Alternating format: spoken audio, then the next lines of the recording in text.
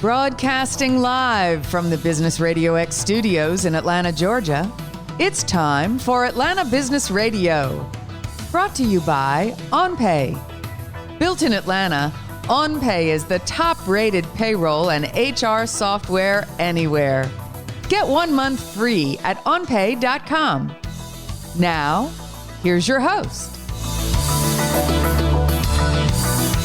Blake Canterbury here, another episode of Atlanta Business Radio, and this is going to be a good one. But before we get started, it's important to recognize our sponsor, OnPay.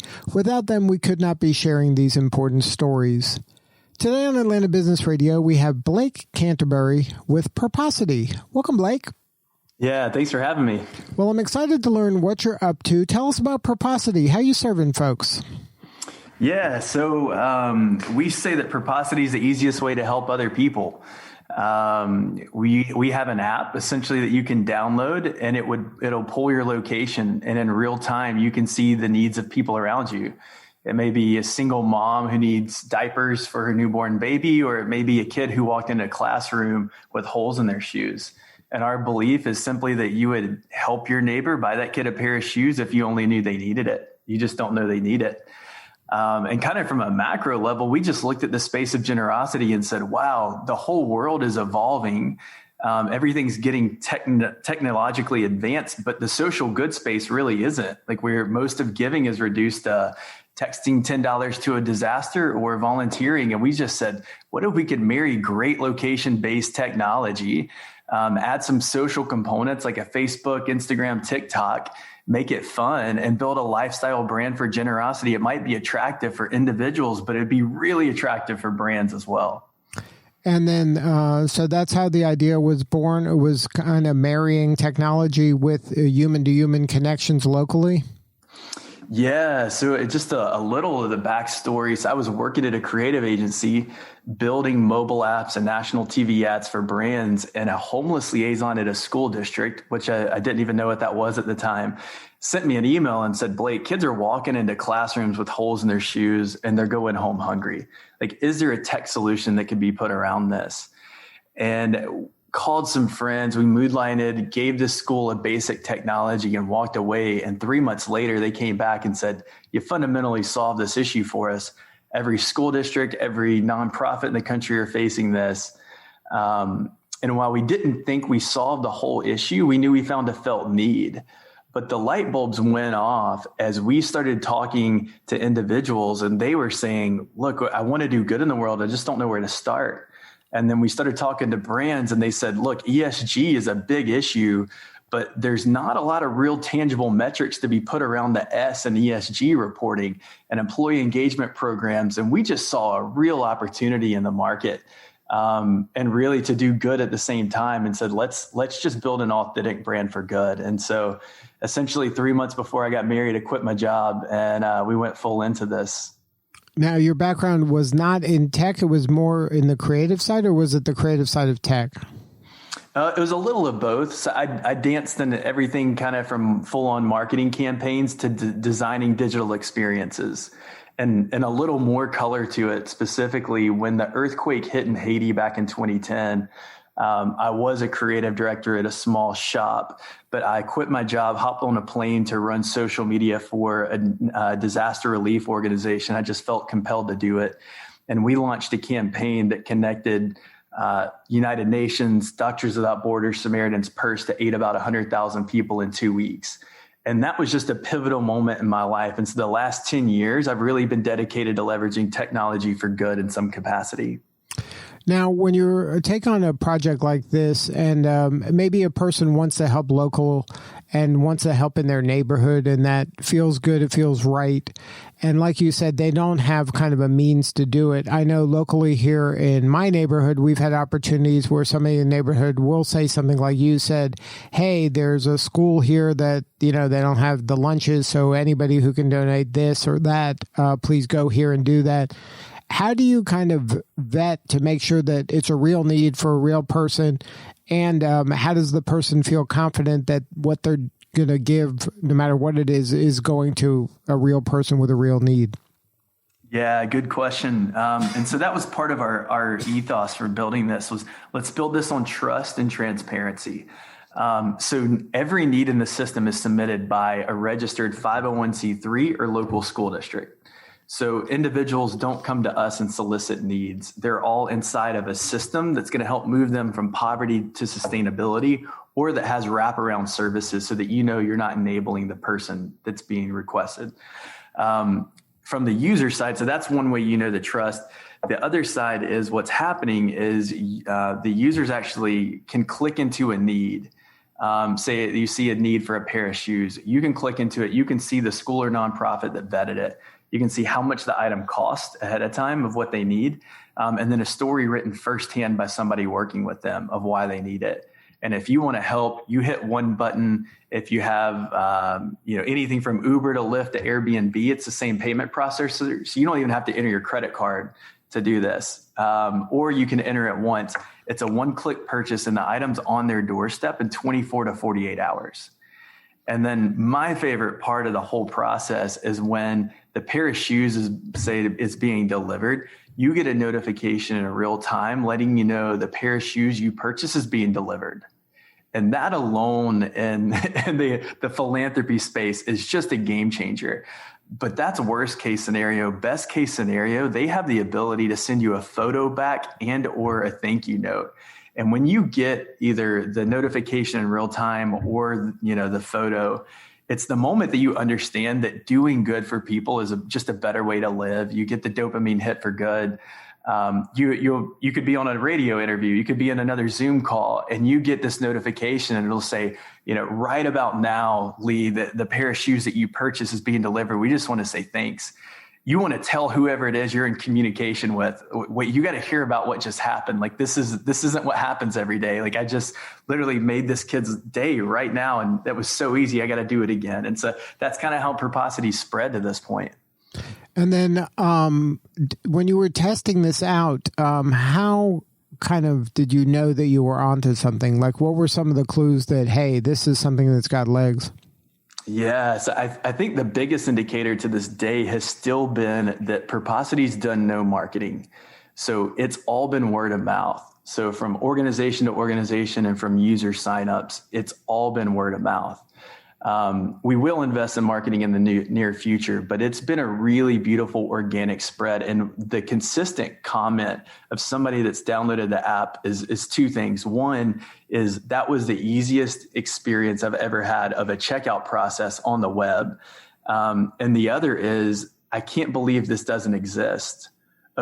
How could we live in a world where we can do a doctor's appointment from our cell phone, but we don't know if somebody 2 streets from us has food to eat or clothes to wear. And so I think the combination of those two things, that it's easy and that people believe it should have existed, is just a real validation that we're onto something. So now what do you need more of at this stage? Do you need more users that are on the app that are donating, or do you need more organizations with more? I would imagine the need is almost kind of infinite. Yeah, well, that's the thing. We when you're building a platform, you've got to build both sides of the ecosystem, but users are really, really the key. We know that there's no end to the amount of needs in the world, so we think it's an easier case to knock on nonprofit stores or school district stores and say, hey, we've got hundreds of thousands of people in your community signed up. Would you be willing to submit us needs for free? It's a pretty easy case. So we're just trying to attract individuals. But we're seeing a lot of traction, and I know this is a business radio show, so I don't want to leave that side out. We definitely have something for companies here that we can get to, but that's really the side. How do we mobilize individuals? And then you have a way to mobilize employees at companies, right? There's a solution for them as well. Yeah, absolutely. And so, kind of behind the scenes, on building the trust and transparency side of it. So we put together some of Atlanta's business legends, really to give strong governance to this. So from Frank Blake, former CEO of Home Depot to chairman of Delta Airlines, Pete Carell, who was CEO of Georgia Pacific for years, to Duria Faruqi, who is COO of the city of Atlanta and now on the board of the New York Stock Exchange and IHG, to Devin Singer, who's sold multiple tech companies in the city of Atlanta. So really strong governance for the business community, and said, look, there's a real opportunity to mobilize employees. And really what we've seen from that is ESG is a really hot button topic for companies. They also have brand awareness for good, which is really hard to do, to showcase that you're doing good in local communities. And then local community impact, just one-to-one. It's kind of easy to write a check and walk away, but how do you make a difference in individuals' lives? And so we really bring that to the table for companies. And maybe just diving into the ESG side real quick. Most companies are having to report on ESG. But the S isn't very tangible right now. It's a little gray in how companies are reporting on it. So we want to help companies put tangible numbers to this. One example is we work with Georgia Power, and Paul Bowers there has just been an incredible human being to work with and great CEO. But Georgia Power, after last year, 2020, in a down year and a really hard year for giving, they are able now to report that Georgia Power had over 2 million brand impressions for good. They saved school districts and nonprofits only in the state of Georgia over $500,000 in salaries. They helped over 10,000 students living in poverty, had over 400 employees engaged across 61 school districts and nonprofits.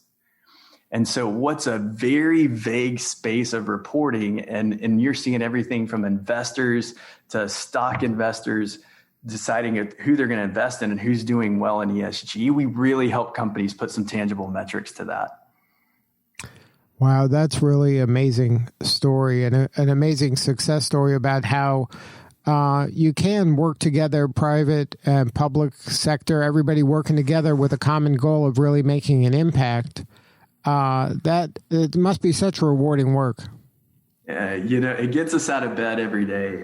And I think the word of mouth from individuals is beautiful. But when you see groups of people coming together organically, each user is able to track the good that they're doing in the world. So they can see their impact add up. And organically, people said, let us come together. And there's a lot of use cases. So we're seeing, husband and wife podcasters. We're seeing places of worship. We're seeing a country music band on Sony Music has started leveraging this, and they're exploring what does this look like to incentivize people to do good. So when they go back out on tour, they're going to offer this is the way to earn meet and greets and backstage passes, all the way to employees coming together and saying, look, let's do good together. Let's pick our own causes. And that can be reported back to the company in a way that we actually want to get engaged in the community. So now it's been a lot of fun. So now is that where you're spending some of your time, is on kind of coming up with creative ways for people who are maybe their influence groups or are part of groups so they can leverage the platform to kind of, like you said, gamify maybe, or to create other types of engagement through your platform, but for them to help you get the word out? That's exactly right. So all social platforms look like they're just about posting good pictures, but they're really giving people platforms. And so if you can build an audience, mobilize an audience, and most of the time it's just how do you monetize it? Well, a lot of technology is really exploitive right now. And we're seeing, how do we build redemptive technology? So we want to give the same platform the ability to mobilize your audience for good. And whether that's consumers, maybe that's employees, maybe that's partners, to mobilize them together, build a platform, build massive awareness of what you're doing in the world, and allow them to engage together in an authentic way. It's really kind of what the world needs right now in the midst of a pandemic and everything else that's happening, but it's timeless at the same time. So the bigger platform we're able to give them, the more value it drives to them. So now you mentioned some of the ways an organization can kind of leverage Purposity, but just walk me through, like say somebody's out there, they have a business, or maybe like you said, they were podcasters, they were just doing some work in their local community, but they want to have this kind of social good element to it, and they want to leverage Purposity as a way for them to execute that on a local level. What does that initial conversation look like? What is some of the kind of low-hanging fruit that can be done in order for them locally to kind of be your boots on the ground in a given market? Yeah, absolutely. So there's two primary ways. And if they just shoot an email to hello@purposity.com, That'll get them to the right people, and they'll have a couple conversations just really quickly. One, we kind of have sponsorship to where they can put their names on needs, get brand impressions, and that's how we give it away for schools and nonprofits, and they can help grow their footprint in any state or need or cause vertical that there is. The other way is we could stand up a team page for them. And this is a way that they can choose either what organizations' needs are on. They can digitize traditional drives, say they do maybe back to school book bag drives, or they do holiday drives around Christmas time or back to school.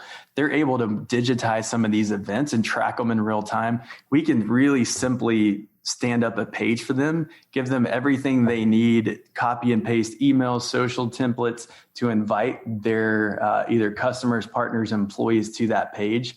And then they can change campaigns anytime they want, but it's really a simple process. One phone call, we can walk them through the process, and then we can launch as fast as they want to launch. But that email is just hello@purposity.com. And then is this something that they have to have 1 million followers, or can it be organizations of any size? No, organizations of any size. The big ones have a better ability to mobilize people, but that's not really what it's all about. Any size company may say, look, we only have 10 people, but we want to do good together. And we're just as happy to walk through a door with 10 people as a company that has 500,000 employees. Good stuff. Well, you mentioned the group involved in Atlanta. Is that part of the Atlanta campaign, or is the Atlanta campaign something different than that? Yeah, so the Atlanta campaign is really a campaign where we're stepping out and saying, look, we want to specifically help 50,000 kids living in poverty in the metro Atlanta area.